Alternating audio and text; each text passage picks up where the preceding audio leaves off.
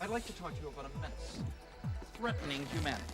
It's happening right here, in our very homes, and corrupting the lives of our loved ones. Yes, friends, I'm talking about this. There was a very specific fleeting window in the late 90s where the video game industry operated like the absolute Wild West. Development costs were still relatively low, 3D polygons were a brand new frontier, and publishers essentially had no idea what the mass market actually wanted. If you walked into a corporate boardroom in 1997 with a bizarre fever dream of a concept, there was a very real chance someone in a suit would hand you a bag of money and a PlayStation development kit.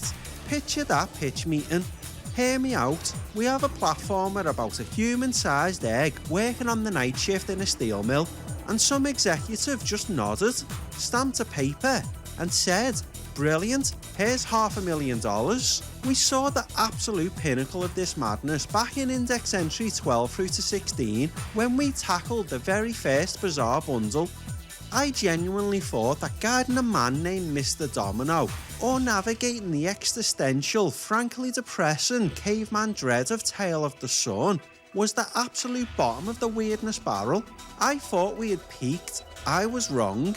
The North American PlayStation 1 library is a deep, dark ocean of highly questionable design choices, and today, we are driving right back into the deep end without a life jacket.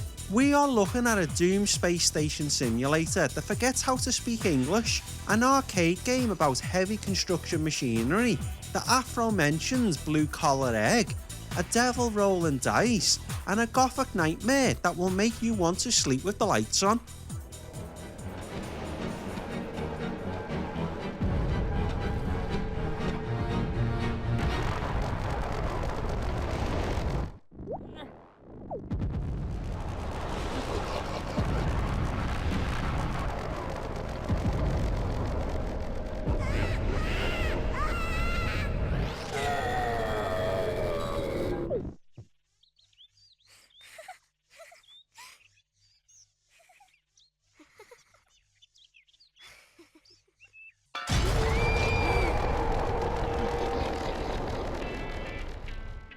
Welcome to the PSX Index, I'm Parascreen, and this is the show where I play and document all 1,278 PS1 games released across Northern America, and this episode is index entry 87 through to 91. We are stepping away from the massive, multi-million dollar sports franchises and the polished, perfectly calculated platformers to shine a flashlight on the games that time completely forgot. These are the titles you used to see sitting on the very bottom shelf of the Blockbuster rental aisle. You know the ones. You'd pick up the clunky plastic case, stare at the completely baffling cover art, read the blurb on the back, and wonder what on earth you were actually looking at. Most people sensibly put them right back on the shelf and just rented Crash Bandicoot again, but the index demands absolute completion. It doesn't care if a game makes logical sense, and it certainly doesn't care if a game is comfortable to play. So we are loading up 5 of the most structurally baffling, conceptually strange, and entirely unforgettable games the system has to offer. Kamek, I'm late for an important meeting. If he regains consciousness, contact me immediately. Yes, Doctor. The medical relief team were due over an hour ago. Any idea where they are, Doctor?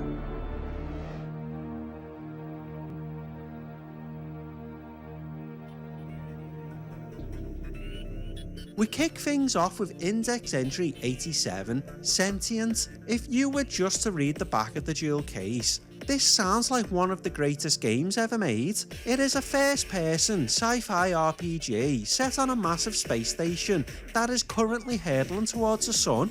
You are tasked with solving a political murder, stopping a full-scale mutiny, and figuring out how to save the station from completely burning up. It sounds like a weirdly ambitious precursor to something like Mass Effect. The problem is the execution. The developers decided that standard multiple choice dialogue trees were far too simple for what they wanted to achieve. Instead, they created an incredibly complex, procedurally generated dialogue engine that forces you to manually construct your own sentences to talk to the NPCs. You have to piece together the subjects, verbs, and locations from deeply nested, confusing menus. In practice, it is an absolute, unmitigated disaster.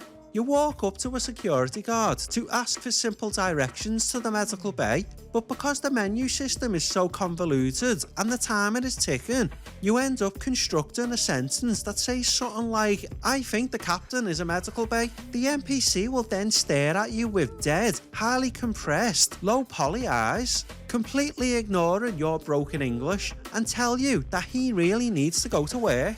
It turns what should be a tense, atmospheric sci-fi thriller into a genuinely hilarious comedy of errors. You spend hours wandering these identical, confusing metallic corridors, having deeply broken, nonsensical conversations with crew members who look like they were modelled out of melting clay, all while the sun slowly and inevitably burns you all alive. It is a game that collapses entirely under the weight of its own ambition, but you almost have to respect the sheer audacity of trying to pull it off on the PS1 hardware.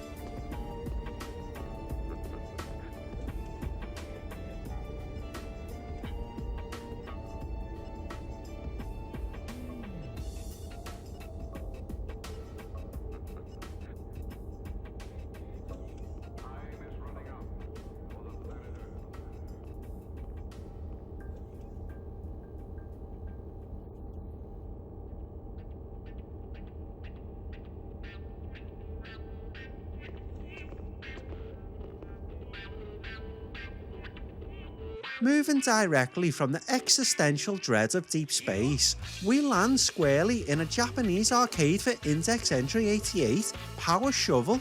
If Sentient was an example of a developer aiming for the stars and missing entirely, Power Shovel is what happens when a developer aims for a pile of dirt and hits it with absolute terrifying precision. Taito was legendary for creating incredibly niche, highly specific arcade cabinets in the 90s. They were the masters of taking a completely mundane real-world job and turning it into a loud, coin-eating attraction. And this game is exactly what it says on the tin. It is literally an excavator simulator. You are tasked with the deeply glamorous, high-stakes mission of digging holes, loading sand into dump trucks, and carefully destroying dilapidated wooden houses. The tonal whiplash of moving from a standard video game narrative to sitting in your bedroom taking a heavy machinery exam is genuinely hilarious, but the absolute genius of Power Shovel is how quickly it abandons any pretense of being a serious OSHA compliant simulation and completely dissolves into pure, unhinged arcade nonsense. 1 minute you are delicately scooping dirt to meet a strict time limit, and the next the game is asking you to use a massive industrial excavator to gently pour a giant bowl of soup without spilling it. Or it casually tells you to aggressively destroy a luxury car just to vent your frustration before the clock runs out. It controls exactly how you would expect a piece of heavy construction equipment to control on a digital D-pad, which is to say, like a tank stuck in wet cement. It was originally designed for a massive arcade cabinet with 2 giant joysticks, so translating those complex inputs to the standard PS1 controller means you spend half the game just fighting your own hydraulics. It sounds exactly like a busy construction site, full of grinding metal, revving diesel engines, and the constant beeping of reverse alarms. Yet despite how aggressively mundane it sounds on paper, it is weirdly, undeniably hypnotic. There is a strange rhythmic satisfaction to successfully dumping a perfect scoop of dirt into a truck right as the arcade announcer yells at you. It is the perfect baffling palate cleanser.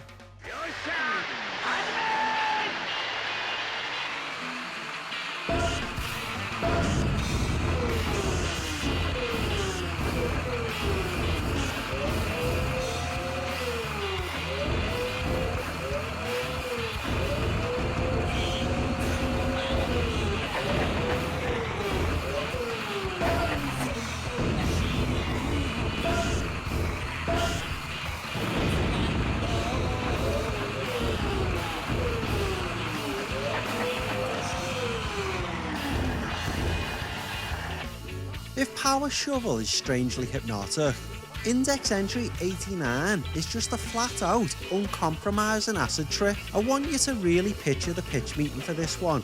Naughty Dog had a Bandicoot, Insomniac had a dragon, and someone, somewhere decided the PlayStation market was absolutely starving for a 3D platformer starring Charlie, a night watchman, who also happens to be a fragile, human-sized egg wearing bowling shoes. Eggs of Steel, Charlie's excellent adventure tasks you with exploring the deeply unsafe, hazard-filled environment of a massive Midwestern steel mill just to hit a reset button on a malfunctioning master computer. From an art direction standpoint, the game actually utilises that completely pre-rendered, glossy aesthetic that made Donkey Kong Country so famous. The environments look incredibly unique for the console, filled with giant mechanical gears, fast-moving conveyor belts, and massive glowing vats of molten metal, but the actual gameplay is where this entire fever dream completely falls apart. The developers opted for fixed cinematic camera angles,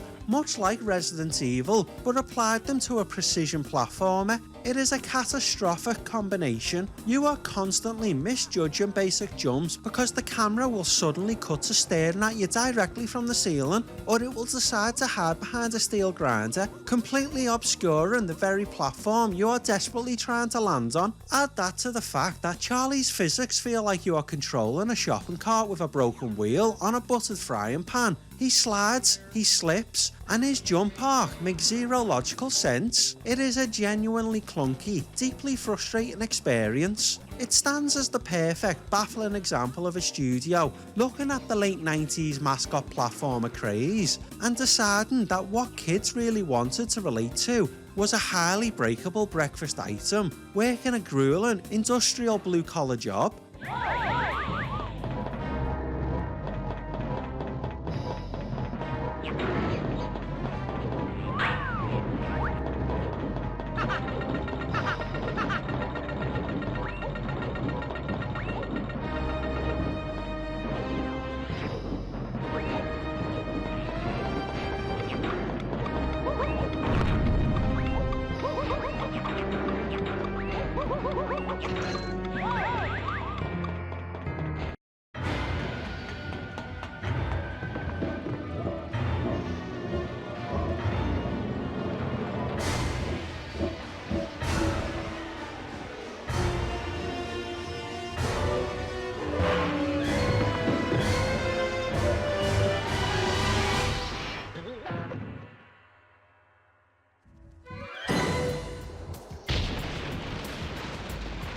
Not everything hiding in the weird aisle is a complete disaster though. You dig through the absolute bottom of the bargain bin, past the broken space stations and the platforming eggs, and you pull out an actual certified masterpiece. Index entry 90, Devil Dice, is living proof that a deeply bizarre concept can hide one of the smartest puzzle games on the entire console. Visually, it still fits perfectly into a fever dream bundle. You control a tiny, pitchfork-wielding devil running around on top of a grid of giant floating dice. The goal is conceptually simple. You need to roll the dice around the board to match the numbers facing up, which causes them to sink into the floor and clear the grid. If you match 2 2s, they vanish. Match 3 3s, they sink, and so on. It sounds incredibly straightforward, but the level of spatial awareness required to actually play this game well is absolutely brain-melting. As you run on top of the die to roll it over to the next square, you have to mentally calculate exactly which face is going to land pointing up. When the timer is ticking and the board starts rapidly filling up with new dice rising from the floor, it turns from a relaxing, methodical puzzle game into a frantic, sweat-inducing panic. And that is just the single player mode. If you plug in a multi-tap and drag your friends into this, it becomes an absolute friendship ruining bloodbath of stolen dice and ruined combos. You are desperately trying to visualise 3D geometry in your head while a weirdly catchy, incredibly strange mix of upbeat carnival tunes and dramatic gothic organs blares in the background. It is chaotic, it is highly addictive, and it completely justifies the existence of these weird experimental bundles. because without publishers taking massive risks on strange ideas in the 90s, we would never have gotten this hidden gem.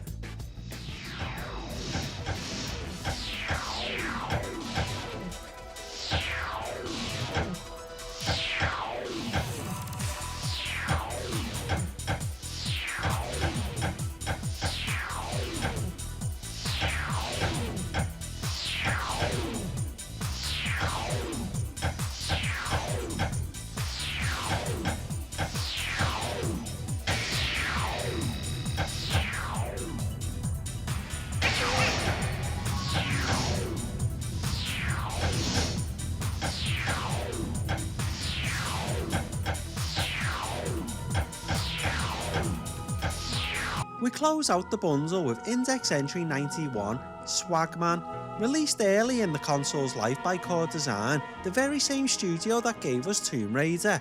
This is a top-down action-adventure game with a deeply unsettling gothic British horror aesthetic.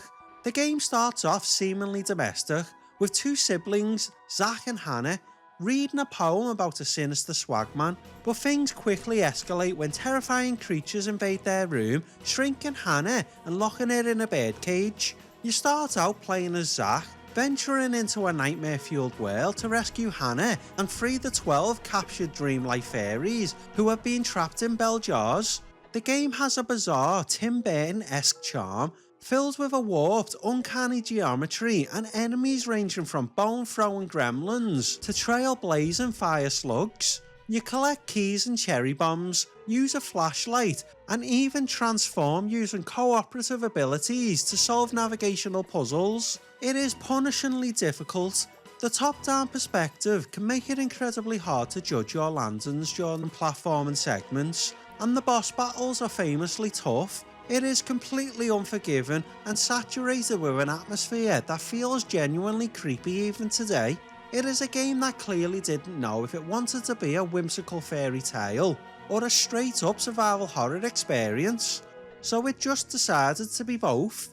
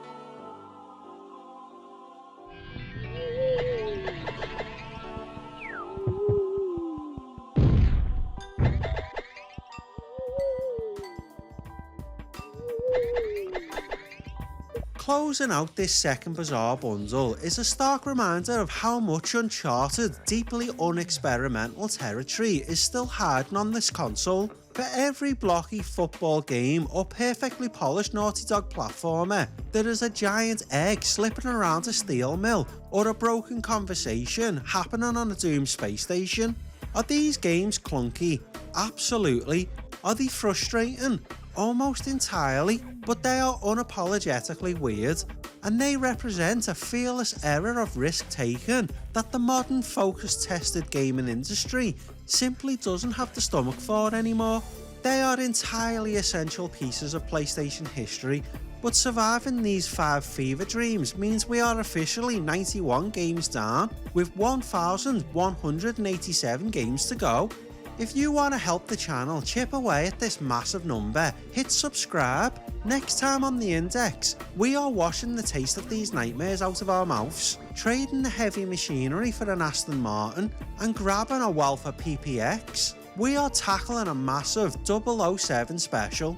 While the Nintendo 64 was absolutely dominating the late 90s with the multiplayer juggernaut that was GoldenEye, the PlayStation had a bit of a localised identity crisis, trying to figure out where to actually take the Bond franchise. We are covering Tomorrow Never Dies, The World Is Not Enough, and the baffling experiment that is 007 Racing. Click a playlist on your screen to keep the retro trip going, and I'll see you in the briefing room.